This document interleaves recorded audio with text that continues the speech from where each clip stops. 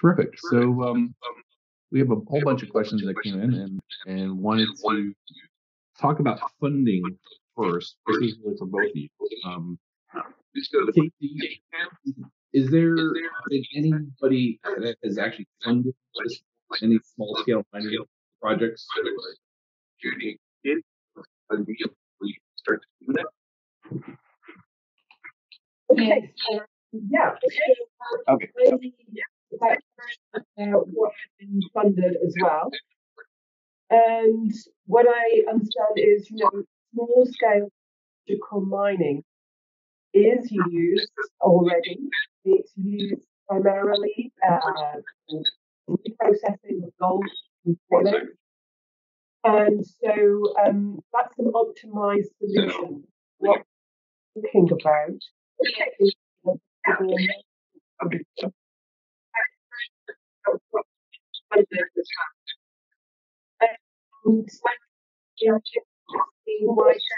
option like that. Should do something that mining is looking at to see if it's going to work in the future, because it doesn't. And then there was another question about how the financial sector view these kind of small scale mining. And I think that's very interesting because investors are looking for a long return on this mining, any kind of mining operation. So mining practitioners that we were with that were allowing us to take their site really look at funding where reduce the capital expenditure that they could actually gather funding internal revenue stream, and then begin to high grade the extraction, the out, generate further internal revenue. It could be a funded venture. So that's funding for this. That answers that question. So, Judy, a question, sort of a similar question for you. What has been the view? You mentioned pressure from investors, related to setting up these schemes or adhering to these schemes. What has been the experience of the investors actually acting on that, and perhaps making specific funding related to those schemes? Particularly related to your Kenya project. Mm-hmm. Thank you very much for that. I think, can you hear me? Because there is a lot of echo on my end. Yes, we can hear you. Okay, lovely. When it comes to gemstone mining in Taita Taveta, because a lot of the mining happens amongst the artisanal mining companies, you find that these schemes are not evident on the ground. A lot of the schemes are actually more active in Tanzania, where the gemstone sector is well organized compared to Kenya. And where it happens in Kenya, a lot of it is directly with the large companies. So there's a clear absence of global standards and a clear absence of players implementing this and rolling them out, at the local level. And I guess it's more to do with the institutional voids and the way the sector has been recognized and set up, previously. But things are changing. Like I said, with the government recognizing the sector, and they are now being deliberate attention paid to the sector. We hope that a lot of this will be, things will be changing for the better. And that was the motivation of this project, because the laws were put in place, but really there was nothing much happening on the ground, particularly with this artisanal and small scale subsectors, with the large because they've got historical greater connection and interaction with large scale, retailers, global retailers, international retailers. So at least they have the capacity, they have resources to directly respond to these challenges. Terrific, thank you. So, Kate, have you, thinking about the small scale mining approach, has there been any thought to using that same approach for reprocessing of waste dumps, as part of remediation efforts and the like? Okay, so it's going to unmute there for a moment. Yes, we have thought about reprocessing, and in fact, the Geological survey didn't only look at small ore deposit potential, they also looked at legacy deposit potential. So essentially what we've done is we've done a survey of legacy deposits. We also thought about how we support technology uptake of the things that we've developed. And that's quite tricky because the market is very small. And the cost of development is high relative to the potential market opportunity. So we really need to expand those market opportunities, and there is one way to do it. Remediation of contaminated land is another way of doing it. And another way of doing it is actually to investigate how it can be deployed at different points along the supply chain.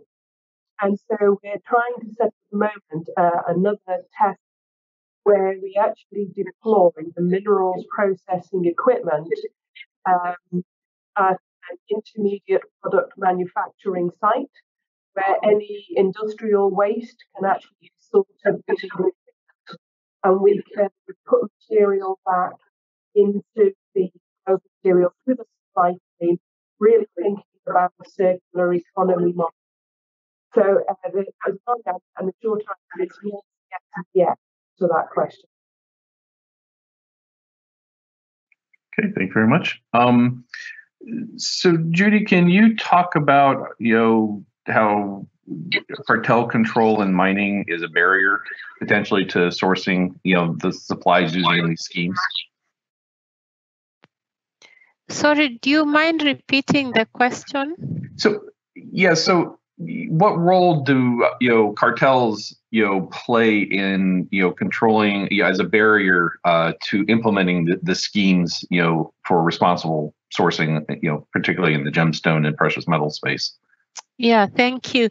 The problem with Kenya, because the market system is not quite developed, what has happened in the past or even in the present situation is that there is a lot of informal buying and purchasing of goods. So you have a lot of illegal brokers, middlemen who are operating in the scene.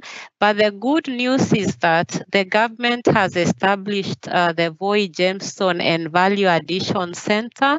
And this center will be playing a significant role in supporting the artisanal miners, in terms of value addition, finding market for their gemstones, connecting them to international buyers, and hopefully the cartels and the middlemen will be reduced.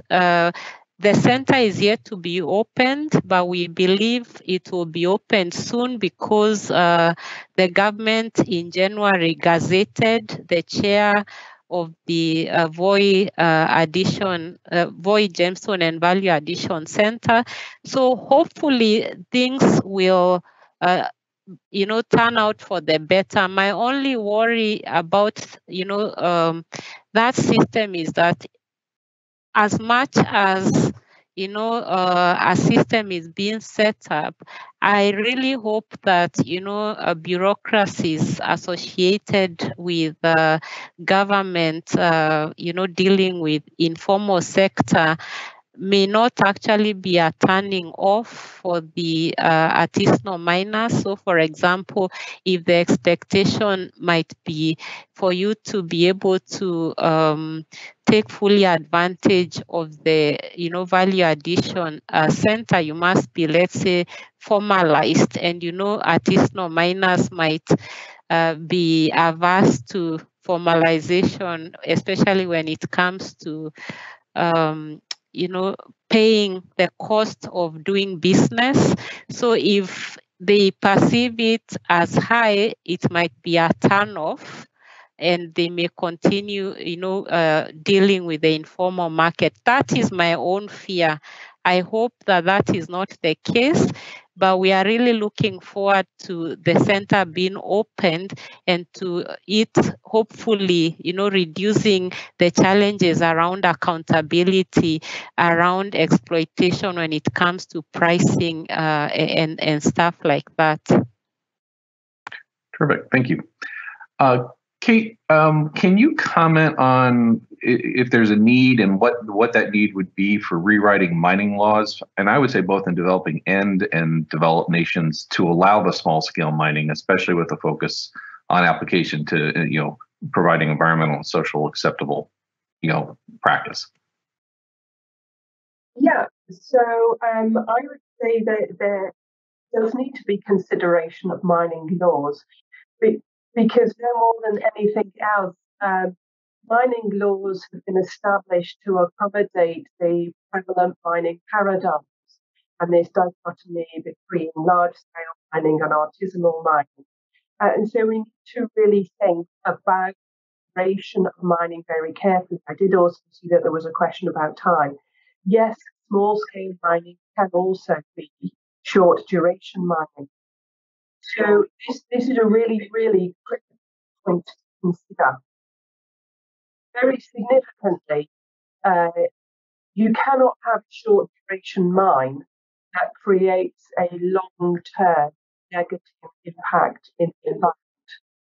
It neither works for the economic model of mining company, nor does it work for the community that's left with any headaches. So it's really, really, really important that the ESG movement that gains ground at the present time really does think about these more diverse mining solutions. And what I would also say, there was another comment about planning and regulation. In our project, we had to be very nimble and opportunistic, and we had to be very careful about the test sites that we used, because we did engage in food and processing at two different sites, one in Serbia. And the first mine site we used was already fully licensed to operate because they were building a full-scale minerals processing plant at the same time. And so we were limited to gravity separation methods because the environmental license prohibited the use of chemical reagents. So a very, very strong environmental narrative was there already. For the second site, we couldn't process on the mine site because we weren't able to get an environmental license for very good reasons. Is that we were working on resolving issues as we went, and the lack of certainty in the minerals processing practice that would be meant that they couldn't be licensing in place in time. There were too many questions left to be answered. And so we adapted to using a satellite mining mineral processing model where we could operate safely and secure on a minerals processing site that was already fully licensed, and we did need to transport ore. And of course, there's a carbon footprint associated with that. So there's a huge number of factors that are working together. But the real sort of intervention point here is how you can ensure environmental and social best practice, and yet accelerate licensing so that responsible mining can proceed. And then I'll hand that over. I think that was Okay, thank you. Judy, can you comment on, has there been, or how would you scale up the project that you're doing in Kenya to incorporate other artisanal mining groups? Yeah, so we are dealing with the entire mining stakeholders in the county. So a county is an entire, governance system. So the ministry, the minister of mining, the county government, and all players that are relevant are part of that dialogue process. So when it comes to gemstone, mining itself, we feel that, we have, all critical actors are involved. The only critical actors that we were unable to actually bring to the dialogue forum were the two big gemstone mining companies that operate very much, independent. And the big question is, how can the artisanal miners be formally, integrated also to the large scale, the two big large scale companies? So we hope that with our model, because it covers the entire county, it could be replicated in other, counties and other subsectors, whether it is gold, artisanal mining that happens, in the western part of the country, and hopefully at some point, all the different artisanal miners, whether it is gold, gemstone, can come together and really be part of a global, a true, responsible and accountable ASM sector. And hopefully, as the Minerals Policy Act, becomes implemented and various things are strengthened, then we hope that, the momentum will carry on. So ours would be like a pilot of how would how would miners come together, collaborate and partner towards addressing, sustainability issues and really strengthening the subsector. And hopefully, as we roll things out, we can bring on board more players and other subsectors too. Terrific. And question for each of you. So, Kate, how has the community response been to the concept of these small scale operations? And in comparison, Judy, what has been the community response where there is artisanal mining to these schemes? So, how have these different approaches been accepted by the local groups? Okay, so I'll happily go first because we did engage in mining at a couple of different sites, and there were additional mining communities in the West Balkans where the communities were surveyed for their attitudes towards mining, and it's very, very interesting, the results that are in review at the moment. Essentially, the social scientists at the University of Eastern Finland work closely with community representatives and groups. And what's really important is the socio-political and historic context in the regions where we were operating, where obviously the Yugoslav wars interrupted mining operations, and communities were very much and in a phase of rebuilding after those conflicts. And so the communities, unusually in comparison to Europe, were very amenable to the idea of mining because they had historically had mining, which supported the local and regional economy. So there was a very strong, positive support for mining operations that we went further and asked them what they understood to be the benefit of mining. And they were very strongly of the opinion that it was generations worth of employment, which of course small scale and short duration mining would not realise. So there were a lot of concerns about the duration of mining, and we had to look particularly carefully at the training needs of short duration mining, where they employed parts of the local population as well as introducing more skilled workforces, and what would be the mechanism for using mining as a catalyst for economic activity locally.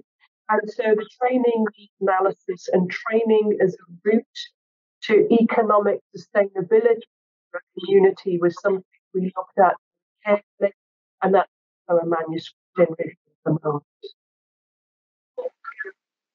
Okay, so Judy. Yeah, so for us, when we started this project, one of the things that we realized was the mining policies were actually developed for the miners, but not with the miners. So the way the project was designed from the outset is to actually engage the miners in co-creating their own solutions. So we adopted, participatory bottom-up solutions, and all we were doing was provide a platform, but also just help them navigate and steer the terrain. So what we did from the outset was we used what we call cultural animation techniques. So, very different approach from what you traditionally do. So allowed them to use songs, plays, photography, bring boundary items to discuss what sustainability means to them, what a sustainable future means to them, and for them to rethink what they are doing and how they might achieve that sustainable future. So it was a very much of, them discussing, questioning each other. When I say them, it's not just artisanal miners. Like I said, we had mining associations there, we had NGOs, we had the county government, we had the national government officials, we had critical parastatals like the Kenya Wildlife Association Services, KWS. We had the lands people. We had NEMA, who are the environmental bodies. And so all these actors, were part of that. And why we engaged with the cultural animation was as the mining, let's say, minister is there doing a role play with an artisanal miner, you can see already, those boundaries of power tensions, the mistrusts, and all these barriers of interactions are kind of, shaken and challenged. So through continuous processes of engaging with them, of all the mining stakeholders, making sense together of where they want to be, and them developing, like I said in the presentation, the sustainable mining action plan, and them articulating, this is our vision, this is where we want to go, this is how we will reach there, and these are the actors involved. We believe that process in itself, and that sense of collective action that was previously lacking, is what will continue sustaining these actors. So, for example, now you find them, demanding and going as a collective to tell the government, this is what we planned in our 5-year plan. What are you doing about this aspect? They've also challenged us because education institutes and institutions of higher learning are part of that. So one of the things that we've just finalized here at Nottingham is the Gemstone documentary, which is a 1-hour documentary. So we have committed ourselves to develop knowledge, to share knowledge and package that knowledge on behalf of the multi-stakeholder dialogue forum. So I will be sharing with you to share with the rest of the audience what the sector looks like. So I believe through that there's a lot that will be emerging. I don't think that it is a 1 year, or we will achieve everything, like magic. I think it will take time to, really become a sustainable sector. But I believe one step at a time. There is goodwill, and there is a lot of excitement, and I believe as long as we stay on the course, things will be improving for the better.